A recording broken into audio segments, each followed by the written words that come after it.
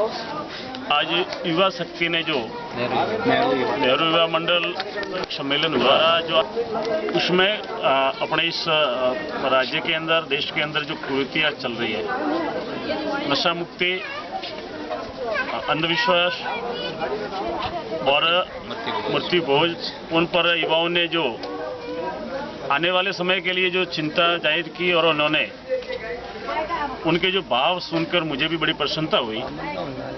और हमने इन सभी युवाओं को, भैया बहनों को बातें यही बताई कि वे आने वाले समय के अंदर अपने इस देश को और इस प्रदेश को यदि सुरक्षित रखना है तो युवाओं को आगे आकर कुछ जो बातें हैं, जैसे अपन को संस्कार से जुड़ना पड़ेगा, नशा मुक्ति से, जैसे गुटखा बीड़ी का जो युवा कई लोग व्यसन करते हैं उनको दूर हटने के लिए, उनसे परे रहने के लिए अपन को खुद को उसमें सुधरने की आवश्यकता है और संस्कार से जुड़ने की आवश्यकता है। इस देश के अंदर, प्रदेश के अंदर जो भ्रष्टाचार, भय मुक्ति से दूर रहने के लिए अपन को जागरूक होकर जो भी व्यक्ति गलत भ्रमित कर रहा है और रास्ते भटक रहा है उनको सही मायने में लाने के लिए अपन सबको एकजुट होने की आवश्यकता है। मंडल की तरफ से किस तरह के कार्यक्रमों का आयोजन भविष्य में होने वाला है? ये इन्होंने जो ये आयोजन शुरुआत की है तो मैं समझता हूँ कि पूरे शिवहर जिले के अंदर वाले अमुक क्षेत्र के अंदर, ट्राइबल क्षेत्र जो है वहाँ पर इनके द्वारा जो कार्यक्रम जो हुए तो उसमें आपको रेडियो के माध्यम से काफ़ी लोग सुन रहे हैं, तो उन सभी के लिए क्या बताना चाहिए? मधुबन रेडियो जो है, मैं काफ़ी लोग सुनने दें, मैं खुद भी सुन रहा हूँ। मैं यहाँ का क्षेत्रीय विधायक हूँ और सुनकर मुझे बहुत प्रसन्नता हो रही है। और जो यहाँ के क्षेत्र के जो ग्रामवासी हैं, आसपास के ट्राइबल क्षेत्र के भी आदिवासी भाई जो है और शहर के जो सज्जन नागरिक हैं वो आप इस मधुबन रेडियो के बारे में बहुत बड़ी प्रशंसा कर रहे हैं और मैं भी सुनकर मुझे बड़ी खुशी होती है। ऐसी इमीडिएटली कोई समाचार जो मिलते हैं ताकि अपन को जो जिसको जानकारी नहीं होती है, बाकी आपके मधुबन के रेडियो के माध्यम से बहुत जल्दी से उनका समाचार मिल जाता है।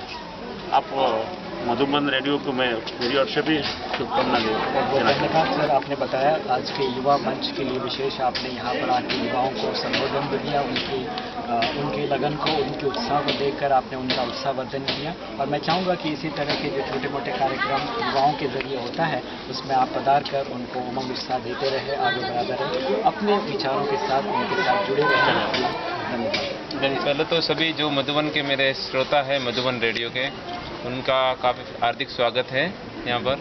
और मैं आप सभी श्रोताओं को ये कहना चाहता हूँ कि जो नेहरू युवा केंद्र के द्वारा संचालित जो भी हमारे प्रोग्राम हैं, इसके तहत खेलकूद प्रतियोगिताएं और सामाजिक उन्मूलन, जो बुराइयों के प्रति जागरूकता है, और सिलाई वगैरह के प्रशिक्षण हैं, और सांस्कृतिक जो कल्चरल प्रोग्राम हैं, उसके तहत हम हर गांव, हर मतलब क्षेत्र में हम प्रोग्राम करते हैं, जिसको शहरी क्षेत्र को छोड़कर मतलब जो भी ग्रामीण इलाके हैं उनमें, और युवाओं को आगे लाने का हम प्रयास कर रहे हैं। ये एक भारत सरकार का ही कदम है और भारत सरकार के द्वारा ही इसको चलाया जा रहा है और काफ़ी टाइम से चल रहा है, ये आज से नहीं है, काफ़ी पहले से चल रहा है। 1972 से सन 1972 से ये प्रोग्राम चल रहा है और काफ़ी प्रगति भी की है। इसके जरिए जितने भी युवा हमारे क्षेत्र में और अदर क्षेत्र में भी मैंने देखा है, काफ़ी युवा आज की तारीख में इस कार्यक्रम की वजह से काफ़ी आगे बढ़े। जैसे कि हमारे ये पास में आमतला ग्राम पंचायत है, वहाँ के सरपंच साहब,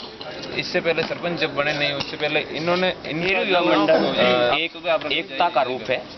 इससे युवा में एकता की जागरूकता और किसी के सामने कोई शक्ति प्रदर्शन करना युवाओं का काम नेहरू युवा मंडल से ही प्रारंभ हुआ है। मैं भी एक नेहरू युवा मंडल का अध्यक्ष रह चुका हूँ। इसी के कारण से मैं अभी सरपंच के पद पर ग्राम पंचायत आमथला में हूँ। मैं सभी मेरे भाइयों और बहनों से यह आग्रह करता हूँ कि आप अपने गांव में नेहरू युवा मंडल बनाकर युवाओं को प्रेरित करें। ये सबसे पहले प्रारंभ में हमने ये नेहरू युवा मंडल आमथला में वो किया, रजिस्टर्ड किया, और इसी के अंतर्गत हमने गांव-गांव में ये कार्यक्रम करवाया।